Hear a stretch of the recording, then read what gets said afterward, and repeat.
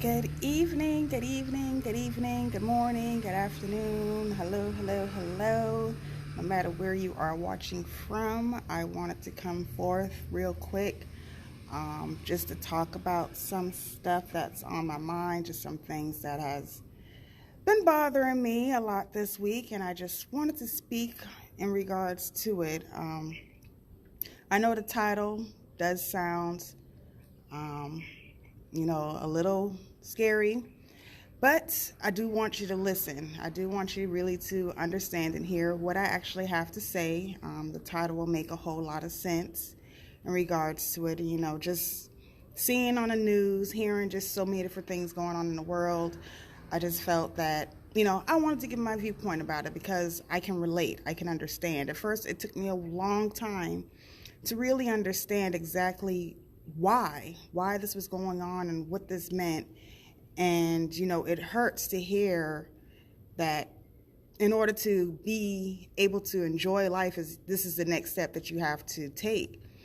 And where I'm getting at with this is in reference to suicide. You hear a lot of people talk about suicide in regards to this is the only choice that they felt like they had to take. You hear a lot of adults, a lot of celebrities realizing that, life is just this bad where they have to take their own life. But what's really starting to hurt a little bit more is hearing the stories of our own youth, our own children, and it's starting to happen more often and more common, and it's just really bothered me. I heard the other day about a 10-year-old boy who took his life because of bullying. A 15-year-old local high schooler right here took her life. 17-year-old local high schooler, she took her life by driving her car to the Ravenel Bridge and jumping off. And, all of that stuff, it touches me because, like I said, I can relate. I remember, and I know many of you guys, even some of my family, y'all don't know, many of you guys don't even know that I was once in those young people's shoes. I was once that young teenager. I want to say I may have been maybe 17 when I thought that was the best option. I actually tried to take my life. And, it's people that I was connected to that made me realize, but I did actually try. I went to the store, and at that time they didn't have this whole part where they monitored who was buying what kind of pills and how often and how much was being bought. And I stayed around the corner from a local store to where I can just walk and just grab them, and I was popping them like candy that day. I was just done. I was going through a crazy little relationship, and I know we're thinking at that age, what do you mean by a crazy relationship? You're still in high school, but that's how I felt. Things weren't right. I hated school. I was bullied. Yes, I was bullied. I was called ugly. I was called too dark, and I just thought that was the best thing. I didn't think anything of it. I was just like, I figured I would just go sleep peacefully and I will be okay. And, it was the next day at school. I went to track practice and I was running around the track. And, I guess the medicine finally was kicking in. Because like I said, I didn't take them all at once. I was just popping it like candy. And finally, I guess it caught up to my system and I just collapsed and I just fell to the ground. Nobody knew what was going on. They probably thought I was dehydrated because, like I said, I was at track, I was running, I was at practice, and nobody knew what was going on. There was only one person that actually knew exactly what was going on. And I shared that with him, and I told him, I promised him, like, don't tell nobody, I'm fine and everything like that. Well, of course, anytime something happens out of school, they got to rush you to the hospital. So I was rushed to the hospital, and again, they still just assumed it was just dehydration and things like that. But he spoke up. He actually spoke up, and I was upset. I was pissed. But today and over time, I realized that I'm glad he did, because obviously there's more work that God had for me on this earth to do. And if it wasn't for him, they probably wouldn't have been able to figure out what was actually wrong with me. And I may not be here today to be able to share my story. And that reminded me that we need to really be there for our children. We need to listen to them no matter what's going on. I know we like to brush things off, but if our children are speaking any little sign of any kind of hurt, any kind of confusion, we need to be there. I don't don't like to hear the news. And I know we can't stop everyone, but we can help eliminate a lot of that if we just take the time to really listen to them. Many a times we try to brush it off and just throw it away. They'll be okay. They'll get over it. They're young. But what if they realize that that's not going to happen? And they take their life right now to do so. Even as adults, we have to check on each other. You know, we get discouraged because we have all these big things and these big major plans to do things, and then we expect our friends and family and everybody to be there for us and to support us, and then we get down and we get discouraged because we're like, nobody showed. Everybody told me they were coming. I thought they loved me. I thought they'll be there for me. And we wait until we're now in that casket to hear, we don't even hear it, but for you guys to express, oh, such a great person. They were a loving spirit. I can't believe they did that. I don't see what was wrong. Not realizing that sometimes the things that we do the most, that hurts the most, is by not being there. Not supporting our friends when new business adventures are coming up. Not letting them know when they're in a hurt relationship or need to move on. You know, I know sometimes they're stubborn, because I'm very stubborn. I'm not going to lie, I'm very stubborn. You're not going to tell me what I can and can't do with my life.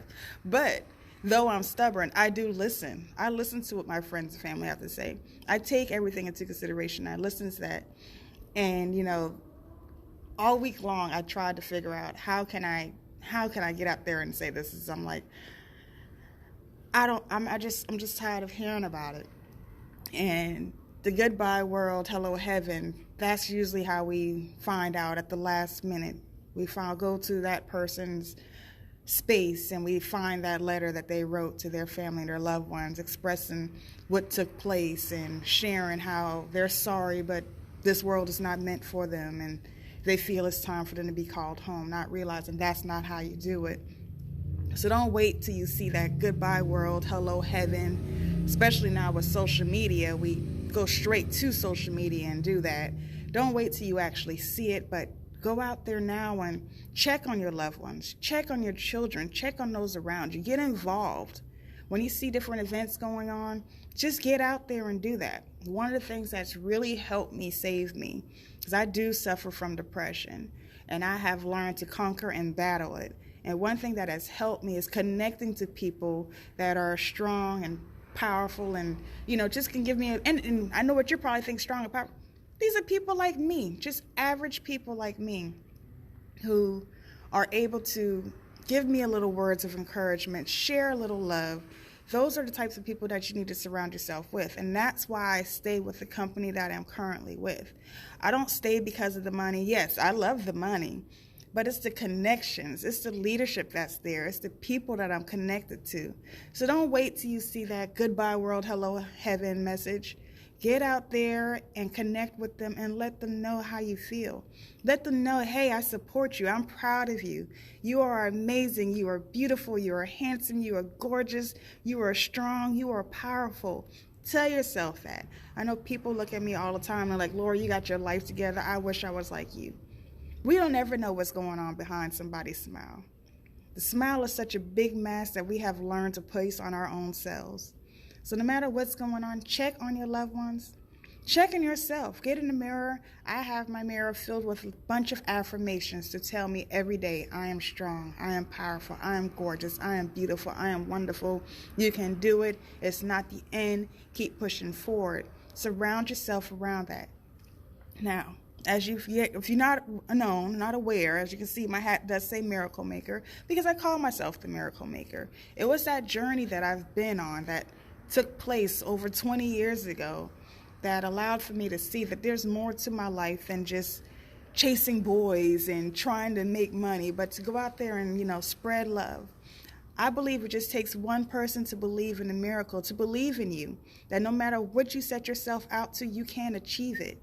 And that's why I call myself the Miracle Maker, because I believe in you. No matter what it is, I believe that you can go out there and be amazing.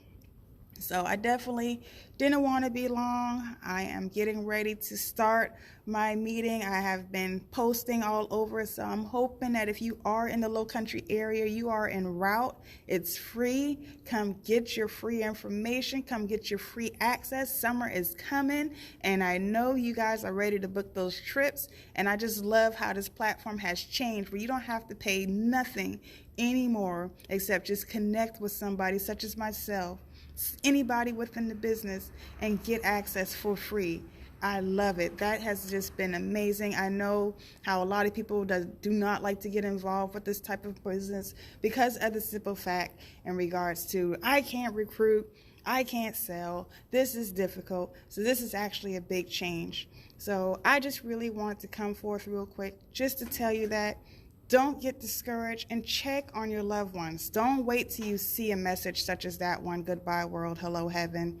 But go out there, let them know you love them, remind them, tell them that you care and that you are there for them. So on that note, miracle makers, be great, be awesome. And if you're in the Low Country, I'm sitting here by the window and it's a little rainy.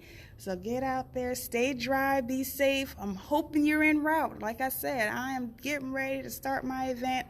I'm out here at the Goose Creek Library, Berkeley County, off of 325 Old Monks Corner Road. The information is free, the food is free, everything is free. I like free, and like somebody told me, if it's free, give me three. So on that note, let's spread those miracles and make it happen. One love. Peace.